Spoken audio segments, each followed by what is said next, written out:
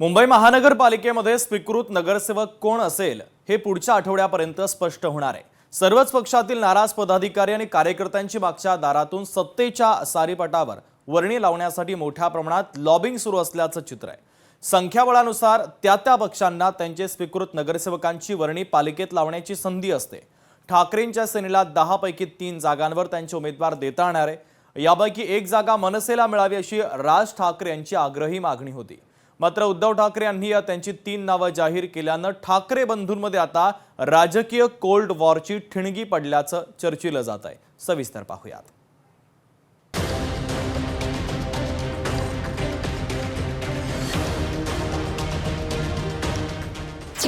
मुंबईत स्वीकृत नगरसेवक पदी 10 जणांची वर्णी लागणार। संख्याबळानुसार ठाकरेंच्या शिवसेनेला 3 जागा मिळणार। मनसेला हवी आहे त्यापैकी एक जागा, यावरून शीतयुद्धाला सुरुवात। मुंबई महापालिकेत यावेळी 10 स्वीकृत नगरसेवकांची वर्णी लागणार आहे। संख्याबळानुसार भारतीय जनता पक्षाकडून 4, ठाकरेंच्या शिवसेनेला 3, शिंदेंच्या शिवसेनेकडून 1, काँग्रेसकडून 1 आणि MIM कडून 1 असे एकूण 10 स्वीकृत सदस्य असतील। ठाकरेंच्या शिवसेनेच्या वाटेला आलेल्या 3 जागांपैकी एक जागा महाराष्ट्र नवनिर्माण सेनेला हवी आहे अशी मागणी त्यांनी केली होती।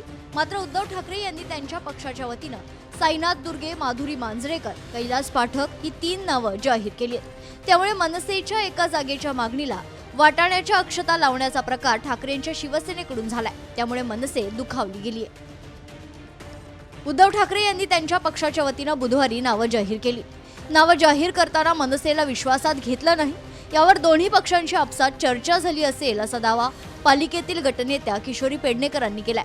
मात्र त्यांनीही यावर सावध भूमिका घेतली आहे। एकाच घरातले 2 पक्षप्रमुख आहेत, काल आदित्यांबरोबर आज साहेब होते, त्यामुळे त्या गोष्टीमध्ये नक्की काय एकमत झालं हे संदीपला माहिती आहे का मलाही नाही। त्यावर भाष्य करणं मला वाटतं फार उतावळेपणा होईल असं मला वाटतं। आणि अजून त्यांची दोघांची वेगळी हे असू शकते।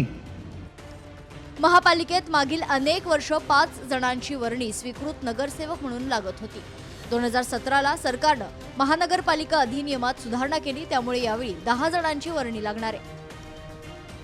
स्वीकृत नगरसेवकांची नियुक्ती कशी होते?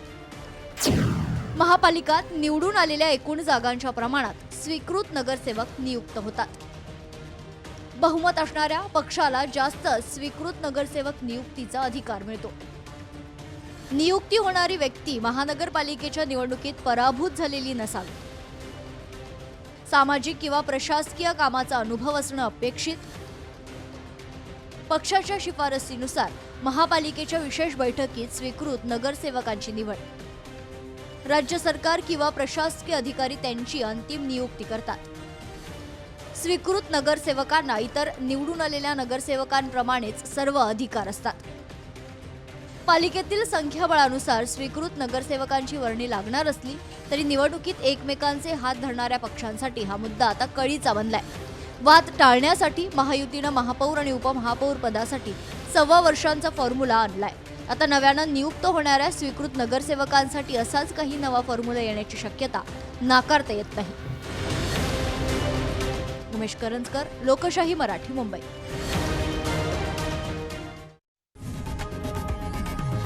लोकशाही मराठी ऐका, पहा, जागरूक रहा।